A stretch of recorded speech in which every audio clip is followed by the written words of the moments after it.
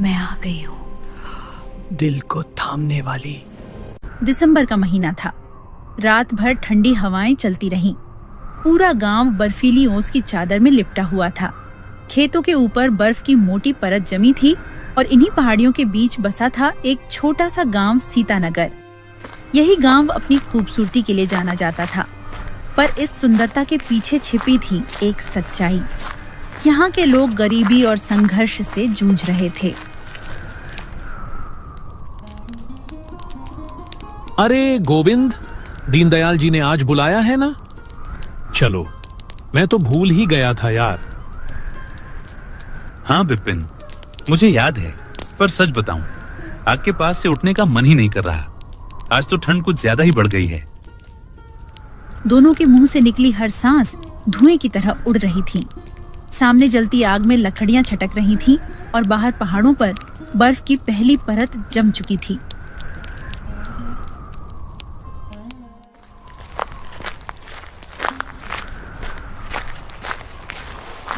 अच्छा सुन, क्या लगता है किस लिए बुला रहे होंगे दीनदयाल जी? अब पता नहीं भाई, चलो वहां चल के ही पता चलेगा। दोनों दोस्त बर्फ से ढकी पगडंडी पर धीरे धीरे कदम बढ़ाते रहे। ठंडी हवा उनके चेहरे पर चुभ रही थी, पर दिल में एक जिज्ञासा थी। आखिर दीनदयाल जी ने आज बुलाया क्यों था?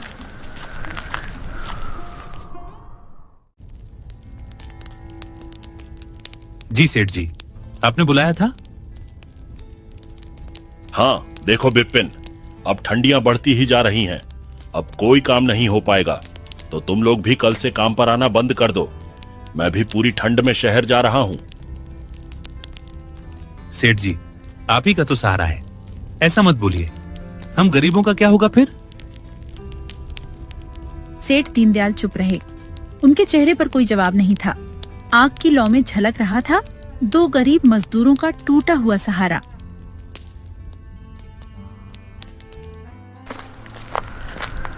दोनों अपने उदास चेहरे लिए ठंड में कांपते हुए घर की ओर चल पड़े। रास्ता सुनसान था, बस हवा की सरसराहट और उनके कदमों की चरमराहट सुनाई दे रही थी।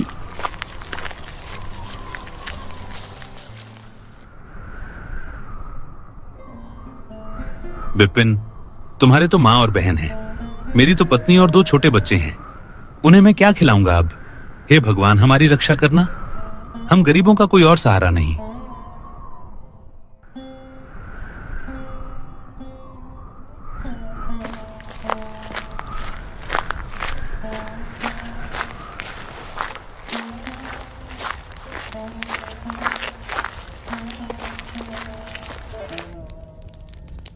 क्या हुआ जी, आपका चेहरा इतना लटका हुआ क्यों है? क्या बताऊं माधुरी, दीनदयाल जी अब यहाँ नहीं रहेंगे। उन्होंने हमें काम से निकाल दिया। क्या? अब क्या होगा? जी, रोज के पैसों से ही तो हमारा घर चलता है। आज का राशन तो है, पर कल से हमें भूखा ही रहना पड़ेगा। थोड़ी देर तक दोनों चुप बैठे रहे। झोपड़ी में बस चूल्हे में जलती लकड़ियों की टिक टिक और चकचक की आवाज गूंज रही थी। माधुरी, मैं सेठ विक्रम दास से कुछ पैसे ब्याज पर लाया हूँ, और जो हमारा बंजर खेत पड़ा है ना, उसी पर हम सब्जियां उगाएंगे और बेचकर उनके पैसे लौटा देंगे। क्या? आप उनसे पैसा क्यों लाए? जी, उनसे उधार लेना मतलब अपनी मौत को दावत देना है। तो और क्या करता माधुरी, वैसे भी तो बिना खाने के मर ही जाते हम लोग। गोविंद की बातों में बेबसी थी, पर माधुरी की आंखों में डर साफ झलक रहा था, क्योंकि सेठ विक्रमदास का नाम सुनते ही पूरे गांव में सन्नाटा छा जाता था।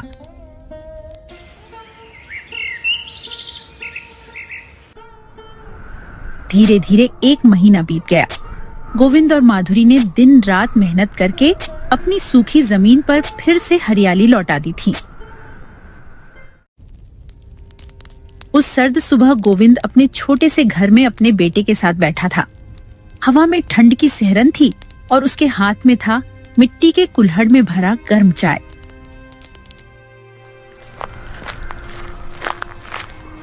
तभी बाहर किसी के आने की आहट हुई।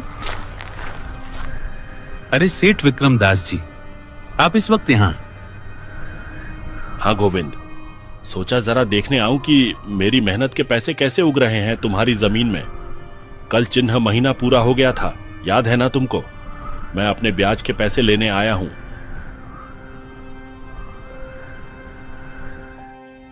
गोविंद रसोई में गया और माधुरी से बोला, माधुरी, सेठ आए हैं, जो पैसे बचाए थे वो ले आओ। इतने ही तो पैसे हैं गोविंद, अगर यह दे देंगे तो कंबल कहाँ से लेंगे? गुड़िया की तबीयत बिगड़ती जा रही है, एक ही कंबल में कम पड़ जाएगा और ठंड दिन ब दिन बढ़ती जा रही है। खेतों में रात कैसे कटोगी? तुम सेठ से कह दो 1 महीने का और वक्त दे दे। इस महीने कंबल लेना ज्यादा जरूरी है। गोविंद जाने लगा पर दरवाजे पर पहुंचते ही रुक गया। ठंड तो दिन पर दिन बढ़ती जा रही है, मुझे नहीं लगता बिना कंबल के हमारी रातें कटेंगी। लेकिन यह सेठ, ये तो बिना पैसे लिए जाएगा नहीं। अगर जरा भी बहस हुई तो शायद सारे पैसे ही मांग ले। कुछ देर सोचने के बाद गोविंद ने गहरी सांस ली, फिर वापस रसोई में आया। माधुरी, लाओ वो पैसे दे दो, यह सेठ मानेंगे नहीं। जब पैसे लेने आए हैं तो खाली हाथ वापस नहीं जाएंगे। सब्जियां अब लगभग तैयार हो गई हैं, उन्हें बेचकर मैं कंबल का इंतजाम कर लूंगा। अच्छा, तो सब्जियां बेचकर कंबल का इंतजाम करोगे तो खाओगे क्या गोविंद? उसके लिए पैसे नहीं चाहिए क्या? मैं कह रही हूँ ये खेती छोड़ दो और कोई दूसरा काम ढूंढो। सब्जियां बेचोगे तो इन्हें पैसे दोगे, हर महीने ब्याज चुकाओगे तो हम क्या भूखे रह जाएंगे? गोविंद का दिल बैठ गया। वो जानता था माधुरी की बात सच है, लेकिन इस कड़कती ठंड में वो करें भी तो क्या? गांव में कोई काम पर रखने को तैयार नहीं था। तभी बाहर से तेज भारी आवाज आती है, अरे गोविंद, तू पैसे देगा या नहीं? मैंने तुझे साफ कहा था, हर महीने के आखिरी दिन मुझे अपना ब्याज चाहिए। अब मुझे कोई बहाना मत सुनाना, समझा? सुन रही हो ना इसे? ये मानेगा नहीं। लाओ जल्दी पैसे दो, कंबल का कोई और इंतजाम देख लेंगे। लो, ये पैसे हैं जो बड़ी मुश्किल से इकट्ठे किए थे, ना जाने इनसे कब पीछा छूटेगा। तुम अपनी खेती छोड़ दो गोविंद और मजदूरी कर लो। रोज के पैसों से हमारा घर तो चलता था। गोविंद पैसे लेकर बाहर निकला और सेठ को पैसे दे दिए। चलो दिखाओ कितना लाया है। इतना? ये तो बहुत कम है। ठीक है, अभी ले लेता हूं, पर कल सुबह 10 बजे तक पूरा पैसा मेरे पास होना चाहिए, नहीं तो जो कागज मैंने संभाल कर रखे हैं वे काम में आ जाएंगे। सेठ जी, सब्जियां बेचने के बाद मैं बाकी पैसे दे दूंगा। अभी मेरे पास बस इतने ही हैं। ये भी मैंने कंबल के लिए बचा रखे थे। ठीक है, मैं फसल के बाद ही आऊंगा, लेकिन याद रखना तब मुझे पूरे पैसे चाहिए, वरना फिर ठीक नहीं होगा। इतना कहकर विक्रमदास वहां से चले गए। गोविंद ने गहरी सांस ली। उसकी आंखों में थकान थी और माथे पर चिंता की लकीरें। कम से कम कुछ दिन का वक्त तो मिल गया, लेकिन अब मैं कंबल का क्या करूं? उसके बिना तो रात गुजारना मुश्किल हो गया है। वो घर के अंदर गया। उसकी नजर उस टूटी चारपाई पर गई, जहां माधुरी और बच्चे एक पतले कपड़े में लिपटे सोने की कोशिश कर रहे थे। ठंडी हवा खिड़की के कोनों से अंदर घुस रही थी, जैसे घर की हर दीवार उसकी मजबूरी का मजाक उड़ा रही हो। जैसे जैसे समय बीतता जा रहा था, वैसे ही सीतानगर गांव में ठंड बढ़ती ही जा रही थी। सूरज अब दिन में बस कुछ देर झांकता और शाम होते ही बर्फीली हवाएं गलियों में नाचने लगती। इसी गांव में रहता था एक बुजुर्ग आदमी, जनक काका, जो अपनी बीमार पत्नी के साथ एक छोटे से मिट्टी के घर में रहता था। जनक काका के पास 2 गाय थीं। वो उन्हीं गायों के गोबर से उपले बनाता और फिर उन्हें सूखने के बाद गांव-गांव, घर-घर जाकर बेचा करता था। हाय भगवान, ये ठंड कितनी बढ़ती जा रही है।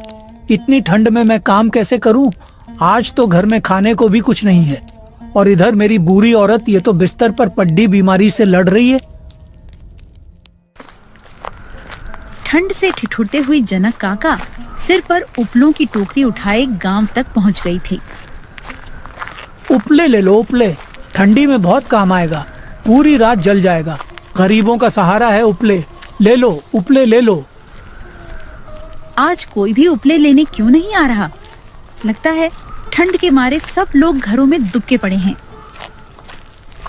लग रहा है आज तो खाली हाथ ही घर जाना पड़ेगा मुझे, लेकिन वहाँ मेरी भूखी पत्नी मेरा इंतजार कर रही है।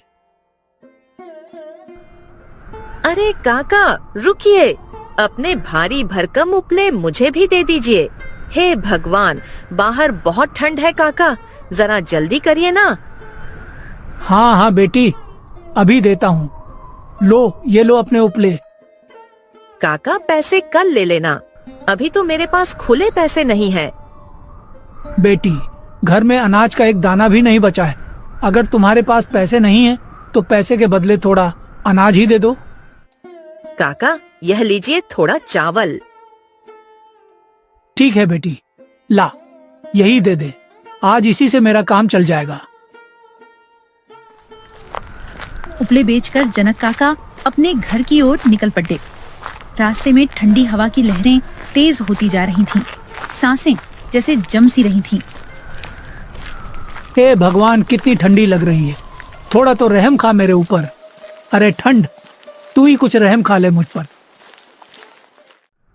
ठंड का कहर इस कदर उमड़ रहा था कि पूरे गांव वाले परेशान हो चुके थे। दिन ढलते ढलते ठंड ने अपना विशाल और डरावना रूप ले लिया था। रात गहराने लगी और उसी काली घुटन भरी अंधेरी रात में अचानक आसमान छक से फटता हुआ लगा। कड़कती बिजली के साथ साथ मूसलाधार बारिश भी शुरू हो गई। बारिश जैसे आसमान से गिर नहीं रही थी, बल्कि किसी ने बादलों के पूरे घड़े एक साथ उलट दिए हों। हे भगवान, इतनी ठंड कम थी क्या जो अब ये इतनी जोरदार बारिश भी शुरू हो गई? ये तो हम गरीबों की जान ही ले लेंगी। अब कुछ दिन तो घरों में ही कैद रहना पड़ेगा, वरना बाहर कदम रखते ही जम जाएंगे। ये क्या हो गया? इतनी कड़ाके की ठंड पर यह बारिश और तूफान भी शुरू हो गया। अगर मौसम ऐसे ही बिगड़ता रहा तो हमारी सारी सब्जियां खराब हो जाएंगी। सच कह रहे हो गोविंद, इतनी मेहनत से इतनी सर्दी में हमने ये सब्जियां उगाई हैं। अगर यह भी खराब हो गई तो हम झेंगे कैसे? देखो माधुरी, यह ठंड की पहली बारिश है, शायद सुबह तक रुक जाए। भगवान करे ऐसा ही हो, भगवान ही जाने, पर हाँ अच्छा ही हो तो बेहतर है। माधुरी, बहुत ठंड लग रही है, कोई अतिरिक्त कंबल हो तो निकाल दो, नहीं तो रात काटना मुश्किल हो जाएगा। कंबल कहाँ से लाऊं गोविंद? जो थोड़े बहुत पैसे बचाए थे वो तो सेठ ले गया। एक ही कंबल है, वह भी मैंने बच्चों को ओढ़ा दिया है। हे भगवान, ये कैसी परीक्षा ले रहे हो हमारी? इतनी कड़ाके की सर्दी में हमारे पास एक कंबल तक नहीं बचा। ऐसा करो माधुरी, जरा चूल्हा जला दो, थोड़ी गर्माहट मिल जाएगी, वरना इस रात में तबीयत बिगड़ जाएगी हमारी। माधुरी ने किसी तरह चूल्हा जलाया। गीली लकड़ियों से धुआं निकल रहा था, पर थोड़ा बहुत ताप मिल ही गया। सब लोग चूल्हे के पास सिकुड़ कर बैठे। उस आग की हल्की सी गर्मी ही उनके लिए सहारा बनी हुई थी। बाहर बारिश का शोर और अंदर हर चेहरे पर चिंता और थकान की लकीरें। बारिश रुकी ही नहीं, पूरे 4 दिन तक लगातार आसमान बरसता ही रहा। कोई भी घर से बाहर नहीं निकला, किसी के पास हिम्मत नहीं बची थी और ना ही कोई उम्मीद।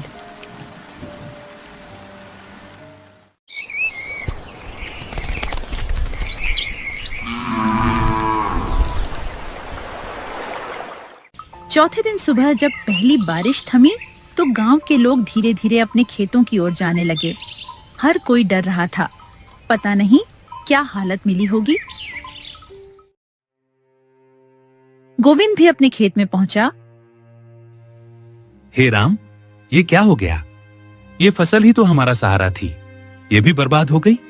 सारी मेहनत, सारा पसीना 4 दिन की बारिश ने सब बहा दिया, और ऊपर से वो सेठ भी कल अपना पैसा लेने आएगा। पता नहीं अब हमारे साथ क्या होगा। हे भगवान, इस ठंड में हमारी रक्षा करना। माधुरी, सब खत्म हो गया, फसल पूरी बर्बाद हो गई है। गोविंद ने पूरा किस्सा बताया। कैसे पानी में फसल गल गई, कैसे खेत में खड़े पौधे मिट्टी में मिल गए और कैसे अब सेठ विक्रमदास के पैसे चुकाने का कोई रास्ता नहीं बचा। माधुरी चुपचाप सुनती रही। मैंने कहा था ना गोविंद, उस सेठ को पैसे मत दीजिए। देखिए आज हालत क्या हो गई है। इतनी जोर की हवा चल रही है, ठंड हड्डियों में चुभ रही है। अब कहाँ से आएगा कंबल? और कल वो सेठ फिर से पैसे लेने आएगा। हमारे पास तो एक दाना तक नहीं बचा गोविंद। अब देखिए कल से हमारे साथ क्या होने वाला है। भगवान जाने कौन सी मुसीबत दरवाजे पर खड़ी है।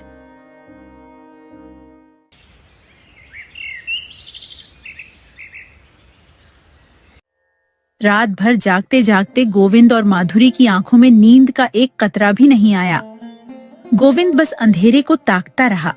उसे पता था कि सुबह एक तूफान उनके दरवाजे पर दस्तक देगा।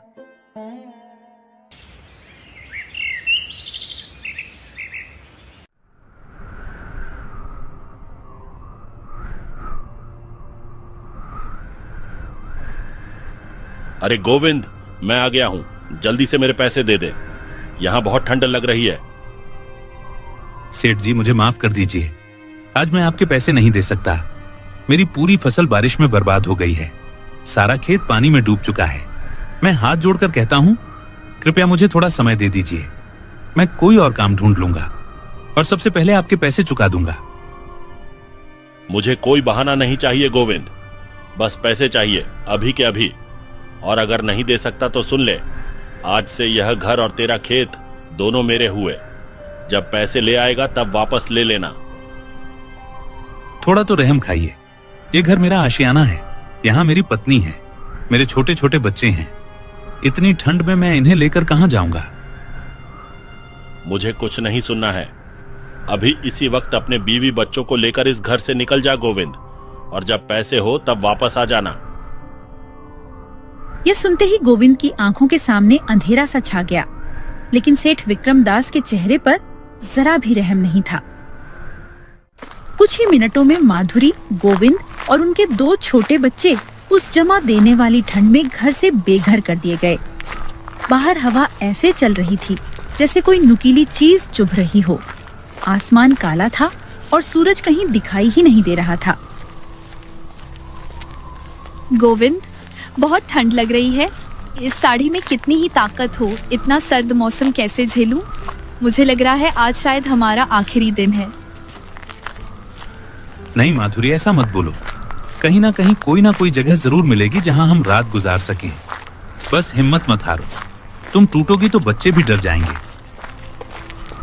कुछ दूरी तक लड़खड़ाते हुए चलते चलते गांव के किनारे अचानक उन्हें एक पुरानी सी झोपड़ी दिखाई दी। ठंड और थकान से टूट चुके थे वो लोग। धीरे से उस झोपड़ी में चले गए। लगता है यहाँ अभी कोई नहीं है। चलो जब तक इस झोपड़ी का मालिक नहीं आता हम लोग यहीं रुक लेते हैं। जब वो आएगा हम उसे सारी बात बता देंगे। शायद वो हमारी मजबूरी समझ जाए। यूं ही सोचते सोचते सब उस झोपड़ी में ठहर गए। माधुरी ने कुछ लकड़ियां इकट्ठी की और आग जला दी ताकि सबको थोड़ी गर्माहट मिल सके। अच्छा हुआ, थोड़ा सुकून मिला। इतनी ठंड में भटक भटक कर हालत खराब हो गई थी। हाँ, लेकिन पता नहीं ये झोपड़ी किसकी है। मालिक आएंगे तो ना जाने क्या कहेंगे। इतनी तेज सर्दी में अगर यहाँ से भी जाना पड़ा, हम जाएंगे कहाँ? सब लोग आग के पास बैठे ही थे कि तभी झोपड़ी का दरवाजा चरमराया और जनक काका अंदर आ गए। यह घर उन्हीं का था। अरे बेटा, तुम लोग कौन हो और इस ठंड में यहाँ क्या कर रहे हो? फिर गोविंद ने धीरे धीरे पूरे हादसे की बात जनक काका को बता दी। कैसे फसल बर्बाद हुई, कैसे सेठ ने घर और खेत छीन लिया और कैसे वह सब ठंड में भटकते फिर रहे थे। हे भगवान, कैसा निर्दयी आदमी है वो सेठ। बेटा चिंता मत करो, जिसने तुम्हारे साथ ऐसा किया है ऊपर वाला उसके साथ भी वैसा ही करेगा। तुम सब बेफिक्र रहो, जितने दिन चाहो यहाँ रह सकते हो। मेरा तो कोई बेटा बेटी भी नहीं है। गरीब का दर्द मैं अच्छे से समझता हूँ। कोई बात नहीं काका, अब हम सब आपका भी ख्याल रखेंगे। कई दिन ऐसे ही गुजर जाते हैं। धीरे धीरे अब सूरज भी अच्छे से निकलने लगा था। गांव वाले अपने अपने घरों के बाहर बैठकर धूप सेंकने लगे थे। गोविंद और जनक काका भी झोपड़ी के बाहर चौखट पर बैठे मीठी धूप का मजा ले रहे थे। बेटा, अब मैं चलता हूँ, उपले बेचने का समय हो गया है। काका, अब आप कहीं नहीं जाएंगे। आज से उपले मैं बेचूंगा, आप बस आराम कीजिए। गोविंद उसी दिन उपले बेचने निकल गया। किस्मत ने भी साथ दिया, खेतों में मजदूरी का काम मिल गया। धीरे धीरे घर की हालत संभलने लगी और उनकी जिंदगी फिर से पटरी पर आने लगी। गोविंद की मेहनत और उसकी सीधी सच्ची नीयत आखिरकार रंग ले आई। कई कोशिशों के बाद वो सेठ से अपना घर और खेत दोनों छुड़वा लेता है और फिर जिस घर से आंसू बहाकर निकले थे उसी घर में दोबारा सुकून से अपने पूरे परिवार के साथ रहने लगा। अगर आपको कहानी पसंद आई तो लाइक और सब्सक्राइब करें।